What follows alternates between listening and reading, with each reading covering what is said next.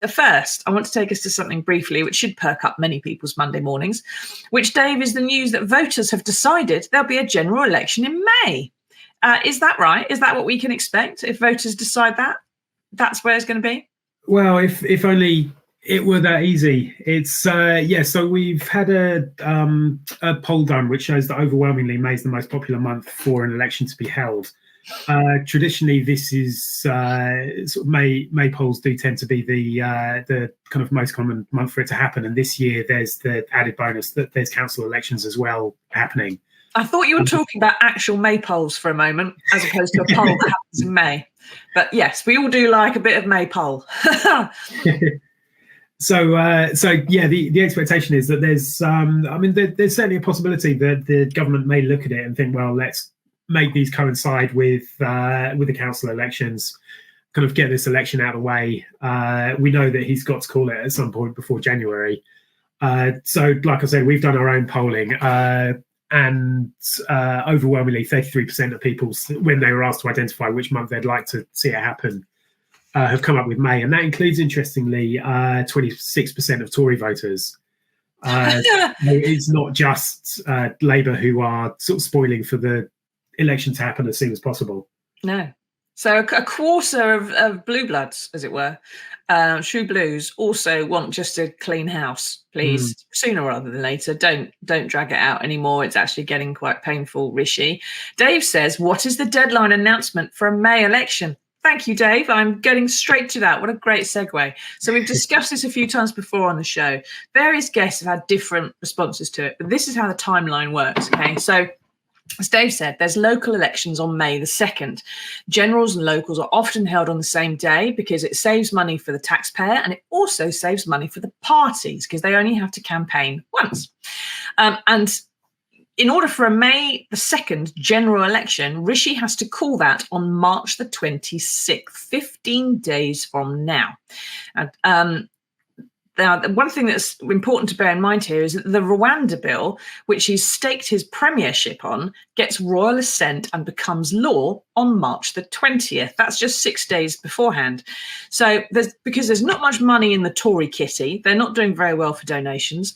There's if they got decimated at the locals, there'd be no one left to canvass for him if he had a general election later in the year. In May, the thinking is if he can get a plane in the air in those 6 days, he might well call the election then, and he'll hope for the best. But the argument against that is that the polls are all against him. Then again, they look like they're never really going to be otherwise, Dave.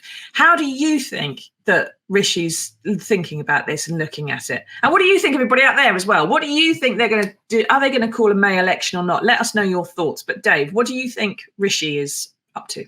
Well, from the Prime Minister's point of view, I mean, there's no good option here. If he went early, obviously, he's got all kinds of reasons not to go in May. I mean, the polling at the moment looks absolutely catastrophic.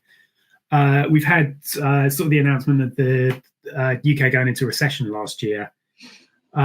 We've got more and more people as the year goes on that are coming to the end of fixed-term mortgages.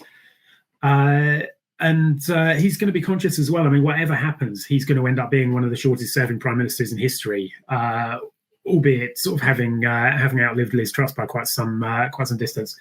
But the temptation will always be there from his point of view to at least get past 2 years, which would see him hold back until October this year.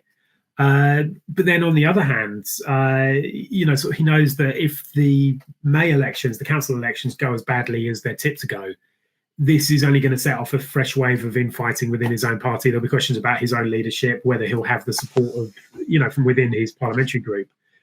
As you mentioned, he might be looking and thinking, well, if we can get one plane to Rwanda in the air and try and get a bounce from that, we can call an election and hope that people don't notice that actually it's a scheme that's unworkable and isn't likely to make any real dent on the asylum backlog. There is. They've made so much effort, haven't they? A lot of air has been spent, really. Airtime's gone on immigration and Rwanda and asylum and so on. So that's kind of where they seem to try to be hanging a general election on. But as you said, Dave, I think it's 125,000 people every month are going on to a higher mortgage rate, having to renegotiate their mortgage, which will be higher than it was.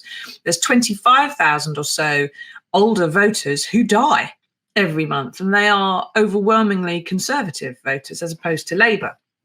So there's 150,000 people a month, theoretically, that he's losing in terms of his vote. If he leaves it out another 6 months, that's 500,000 at the least that are just gone. And that 500,000 can make a big difference to a vote. Now, what do you think, everybody? Do you think that Rishi's going to hold on right until the end? Or do you think he's going to just and pray that events will come along and save him in some way? Or do you think he's just going to bail out early and head to California? Be interesting to know, if voters want a May election, whether you actually think you're going to get one or not.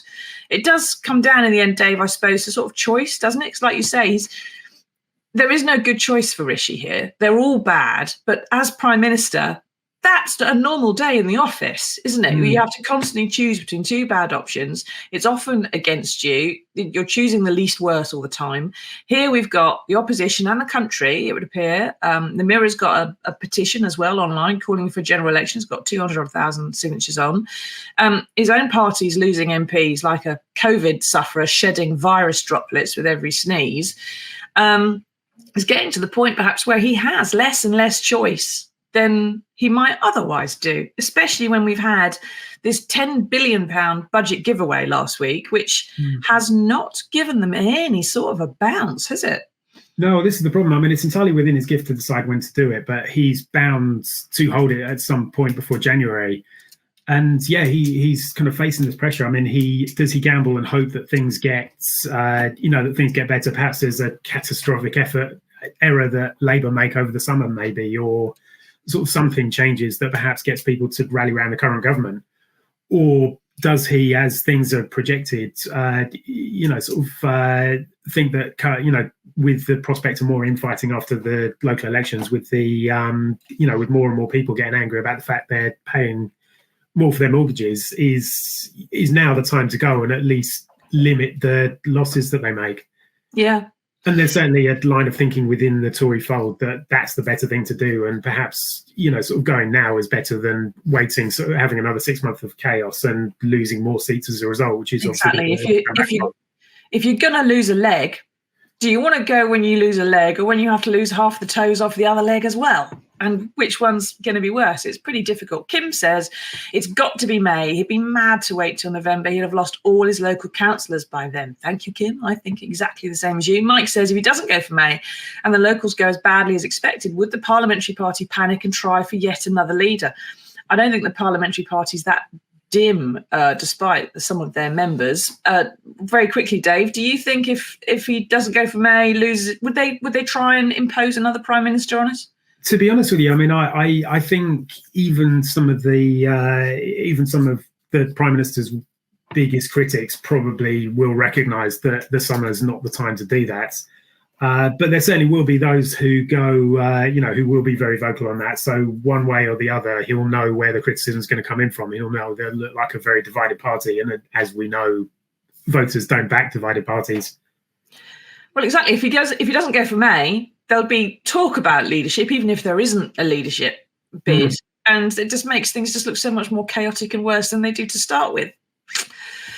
So we'll go. Steve says, I hope it'll be May, but Rishi won't want to give up his free helicopter rides. He might hang it out until the last minute. The Tories are toast either way. We'll have to see, won't we, when we actually get the chance to butter them, which is what everyone's waiting for, I think.